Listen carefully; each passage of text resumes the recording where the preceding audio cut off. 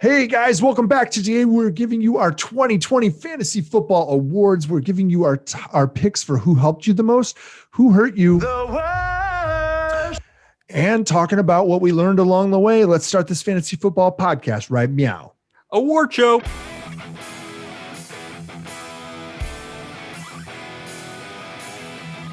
Hey everyone, I am Justin, that is Kyle, and this is the Fantasy Football Upside. Thanks for dropping by our Fantasy Football podcast and YouTube channel. What a season it has been, Kyle. Yes. A majority of leagues have wrapped up in Week 16, but we wanted to give you that upside. That's what we do. It's what we've been doing all season long. So we hope you've notched that championship or are on your way to doing so. We have no Thursday, no Friday or Saturday games, so we wanted to give you our 2020 Fantasy Football Awards. What do you got before we get into the award show, Kyle? Hey, not only are there no Thursday, Friday, Saturday games, there are no Tuesday or Wednesday games as well this week. So far. There still could be. We never know. All right. So, guys, make sure that you click that subscribe button as well as the bell. That way you're notified every time we upload the podcast.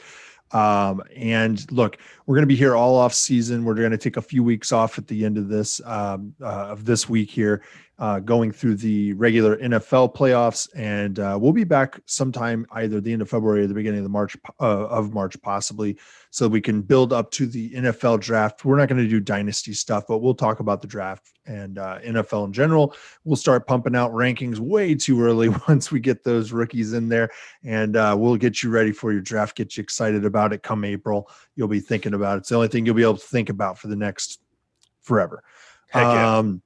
So one thing I did want to mention that I didn't mention in the waiver wire episode was, hey, if you did win your championship in week 16, let us know down below. I want to know if you won it. Let us know if we helped you. Let us know if we hurt you. Let us who hurt you. Let us know if we helped you manage to figure it out and get through this season or something. We want to hear from you guys. And if you're still going and it's week 17, you got a championship on the line here, feel free to hit us up with some questions, some start sit questions, any sort of waiver wire questions, anything like that. We're always asking. Do you need assistance? And we're here to help. We're here to help you guys. All right. So let's dive in headfirst into the shallow end and start talking about our 2020 Fantasy Football Awards. We're all over the map on this. I did want to talk about just to add one in here right off the top, and that's going to be what team you didn't want to own anybody on because they are the worst. That's right. You know who they are. You know them. You hate them, or you love them and you hate Adam Gase. And the ownership, possibly. Or you just hate loving them. Yeah, you hate loving them. And that's the Jets, because this year they were the worst. That's right. They were so bad that they even blew getting the first pick in the draft next year. The one thing that they were trying to do, and you knew they were trying to do it, they blew it. All right, so actually into the real awards here. The awards are in the mail to all these players. So best 1 week wonder, and that's going to be Robert Tonyan, week 4. Robert Tonyan in week 4, right? He had 6 catches, 98 yards, and 3 touchdowns. He was tight end 1 that week, and he was overall number 3. Non-QB overall. That's just nuts. Yeah. And he had, coming out of nowhere, undrafted guy, been in the league for a couple of years. Yeah. But he's been in it as long as George Kittle. The two of them trained for the combine together, actually. Yep. So, yeah. What award do you have for us here? I have the biggest injury fill-in. This one kind of hurts really close to home. But Mike Davis, Carolina Panthers, the fill-in for CMC. Davis, overall going into week 17, this is as of week 16, rushing, he had 642 yards, 6 rushing touchdowns, receiving 59 catches, 373 yards, and 2 touchdowns. So he's already over 1,000 total yards and 8 touchdowns. So if you were doing an over-under bet on that, hopefully you hit that over, because I'm sure he hit all the overs on all of those numbers. So he filled in admirably for CMC. Yeah. Yep. What do you have? You've got the next one here too. I got the next one too, and it's kind of funny. You know what? Kickers are people too. At least we somewhat think of that here on the upside. They swing their leg for a living. Yeah, Well, there's other people out there that swing their leg for a living, but we're not going to talk about that. So for kickers or people too, the award goes to Young Ho Koo, who I mean, in some leads, he definitely won you weeks. Mm-hmm. Definitely won you weeks, and that's all I'm going to talk about for the people. Yeah, change your kickers or people scoring who- settings, guys. If you're going to keep kickers, change your scoring settings. There's no reason a kicker should win you a week. It is an absolute crapshoot to have a kicker And wins a you week changed for you. ours. Like if Yeah. a kicker hits a 23-yard field goal or something like that, that should not be worth 3 points, people. No, they're supposed to make that. If they miss it, then it should be a penalty, a big penalty. But like if they make that, I think if it's up to like 30 yards, it's only worth 1 point. Yep. And we go to a max of 3 points actually. All right. So biggest waiver wire blunder, right? This is the one where people ran to the waiver wire to pick up a player and overspent their fab money on him or blew their priority pickup on him. And that is Dearness Johnson, Cleveland Browns, week 5.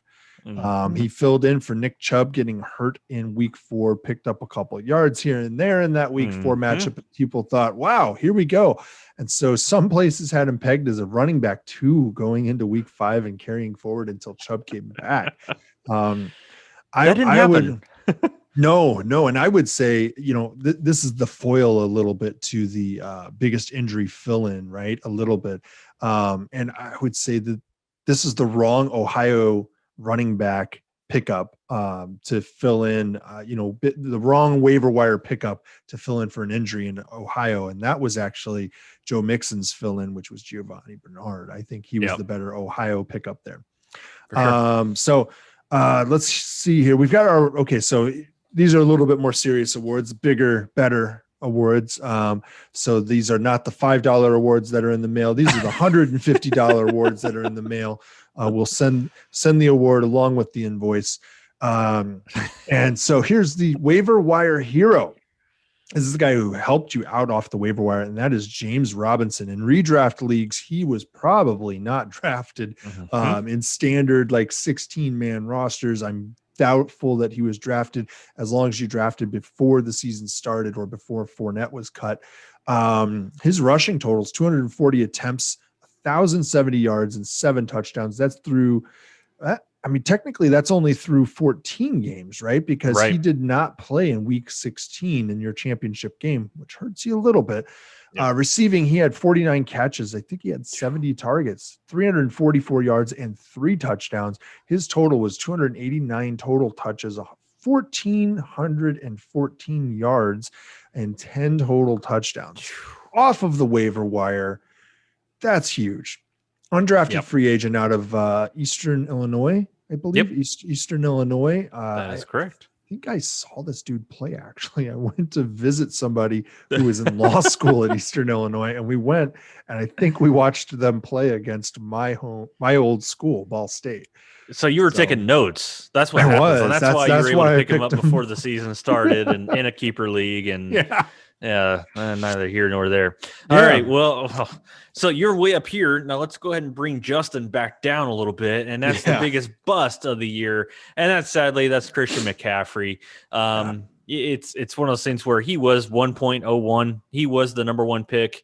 And whenever he was healthy, whenever he played, he was the number 1 player in fantasy football. Is just he had been hurt multiple times throughout the season with multiple injuries. So that's a tough one, everybody. Who do you have as your non-injury bust? Yeah, so biggest non-injury bust of the season. This was a tough one. We kind of dug, and we decided to base it primarily off of where they were drafted and where they finished in the fantasy season. And that is, we're going to Tampa Bay, and that's for Leonard Fournette. How many, Tommy? 4? Fournette. Leonard Fournette. 4? Fourth down. His ADP was running back 19, picked 37th overall. How? Why? I don't know. He wasn't on our list of people to go after because look, he got cut right before the season started too. Yep. Right. And so he had that affecting his draft position to some extent, but here it gets better. He finished as running back 45. He didn't even finish as running back 37, let's say he was 37th pick overall. If it was all running backs that were picked ahead of him, then maybe it's a little bit more Just reasonable. kept going. Yeah. No, he just kept going. Yeah. No. What So, an all right. overachiever. What award do you have for us next? I had the playoff hero award, and that goes to David Montgomery. Yeah. That was probably looking like the biggest non-injury bust going into first half of the games here. But Last David 5-6 weeks in that range. Yeah. Standard scoring playoff finishes. Here we go. Running back 6, running back 1, running back 5. That's and I'll weeks sprinkle in 14, 14, 15, 14, and 15, 16. 16. I'll sprinkle in week 13 to get you into the playoffs. He was running back 1 that week. Did not disappoint. Bad. Did not No, disappoint. he did not. Yeah. No, he did not. Yeah. Alrighty. So the next one I have here is the rookie of the year. So this one is not named Henry Rowan-Gardner. And if you know who that is, go ahead and comment down below because we actually it'll help. It'll help now. So my rookie of the year is Justin Herbert. Rutabaga. But give you some numbers on Justin Herbert: 66.3% completion, 4,034 passing yards, 28 passing touchdowns, and 4 rushing touchdowns.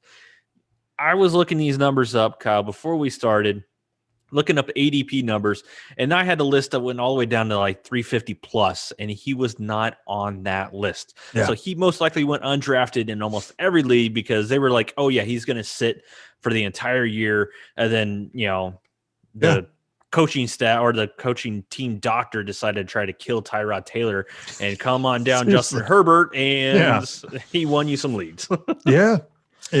That's pretty crazy. Yeah. So those numbers are nuts, but I've got our first half MVP, and his numbers kind of match a little bit for this first half. Okay. Yeah. So this is just through week 8, actually. So 8 total games. Eight total games. And that is it's Russell Wilson. That's right. First half MVP of fantasy. He had 2,541 passing yards, 28 touchdowns, 265 rushing yards, and 1 touchdown. So he was doing pretty solid. It's insane. It's pretty crazy. Like, he was just insane. I mean, he had that 28 passing touchdowns. That's how many Herbert has for the year. Yep. And he did it in 8 games. But one thing of note is that obviously after the first half, it was a crater because his average finish in the second half has been his QB 16. Yeah. That's bad. That's bad. So a guy that did not do that in the second half. So our second half MVP is Josh Allen, Buffalo Bills. And this is off of 7 games. 7 miles an hour. Josh Allen had 71.11 completion percentage. What was the percentage? 70 miles an hour. Let's just get that in as many times as possible. I have I'm going to throw in a word at the very end, Kyle, so just be prepared, okay? Okay. But passing yardage, 2,148 yards, 18 touchdowns. Rushing, let's go 191 yards and 4 rushing touchdowns. Once again, this is after only 7 games, second half MVP, Josh Allen. Congratulations. Yeah. Yes. What do you got? Outstanding. All right. And so this is going to be a belt. We're mailing out a belt. And it just says FFU on it. It's a belt. We figured he would like that. He would appreciate a nice buckle of some kind. And would he have to check it multiple times? He's going to have to check it several times, probably. Double check it. I would imagine at least double check it. And that is our season MVP is Aaron Rodgers. That's right. He did pretty well. He did okay. He did all right. 3 games where he finished outside of QB1 territory the whole season. And the majority of the time he was in the upper half of the top half of the good side of QB1. Yep. His average draft position was 80th overall, QB 11. And he's going to finish his QB2 in the 16-week leagues. He's going to finish his QB2 5 points behind Patrick Mahomes in Not standard bad. scoring. That's it. Yeah. You're able to pick him up a lot later than if he had to pay up for Patrick Mahomes. It's almost like what we said makes sense. Wait to draft your QBs. And look, he had 70.3% completion. His passing yards through week 16, 4,059 yards.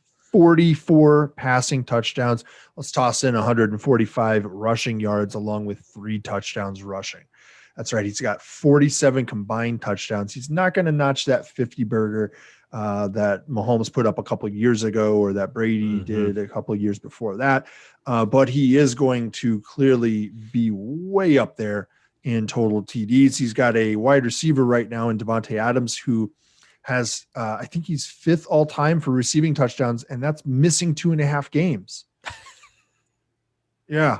So he's put up a solid season. If you had him, man, that's why we've got him as our MVP. It's not just because I'm a homer, but it is because the dude just owned the majority of the year. He just absolutely owned. Yep. I mean, most games he put up 3 or 4 touchdowns.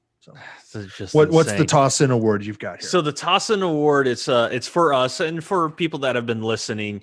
It is, what is your, Kyle, your favorite sound drop award? Oh, yeah. So I let you choose. What was your favorite sound drop? My favorite sound drop is actually Don't be that guy. Don't be that guy. Yeah. We got a lot of use out of that one in the build up to the draft, because we were telling people don't be the guy who pays up for the QB, who pays up for the tight end. Although this year the tight end, kind of, if you paid up, you probably got paid off, except if you paid up for like Mark Andrews or a few other Kittle guys. or so. You only paid up for one guy that you were fine. Kelsey or Waller. Waller was a pay up guy a little bit. I think he was going as tight end 3 or 4, depending on where, whatever. But Kittle obviously was a bust, but Kelsey was not a bust. He's the opposite of a bust. Yeah, he did it. So yeah, that's mine. Is Don't be that guy. Close runner up is Devo! Right. Yep. What was yours? I have to say the assistance one. Do you need assistance? That just still gets me every time. Yeah. I would have thought it would have been the worst, or write that down. Yeah, I did say write that down a lot. Yeah. Write that down. Write that down. Yeah. Well, guys, that's going to do it for our awards for the 2020 fantasy football season. First edition. That it's been fun. It's been a whole lot of fun. And I think that, we were looking back in leading up to this episode, we were looking back at a lot of the picks that we made going into the draft season, things we've, just recapped a little bit. And we were happy with a lot of what we did. There's some misses, a few misses that we had. And I feel like we had a lot more hits than misses, but we did. Yeah. I mean, we faded Zeke. He's running back 11. We said he wouldn't finish in the upper half of running backs. And I got a boatload of, you got kind of roasted on Twitter. I did. Yeah. I said, difference of opinions, but I know who Mike McCarthy is. And he ain't a coach of a good running back. And that's because of him, not because of the running back. And I said that. I said, it's not because of the running back, it's because of the coach. And so, that's it. That's the awards. We are going to still break down the matchups. We're still going to give you your top starters and fades of the week. For week 17, for those of you still fighting to win your championship this week. And get out of those leagues. Don't be in those last week of the season championship leagues, because then you're just playing with backups, and that's no fun. Don't be that guy. Everybody. Yeah. Don't be that guy. Don't be that guy. Be the guy who insists to your commissioner, hey, maybe we should shorten it a week, just so everybody gets to play their actual good players, rather than random dudes. See how it feels. Yep. All right, guys, that's going to do it. Make sure you hit that subscribe button as well as the bell. We do a lot of stupid stuff in the off season. We have a lot of fun with it. And, maybe we'll try to get some live episodes, or we'll try to get some, guests, or, we'll take questions. We'll do mailbags or stuff like that. I don't know. We'll see what we get to do. Yep. And tell your friends about us. Now that you won your championship, you can tell them why. You can tell them that we did it, or that you did everything opposite of what we said, and that did it. And then that's the key. I don't know. Depends. I mean, I've won a couple this year based on the information that I'm giving you. So hopefully I helped you out. Hopefully Justin helped you out. He's won first pick in our draft, actually, again. He gets to be heartbroken by CMC again next year. Most likely. Most likely. All right, guys, we'll see you next time. Thanks for being fans of the Upside. Bye. See ya.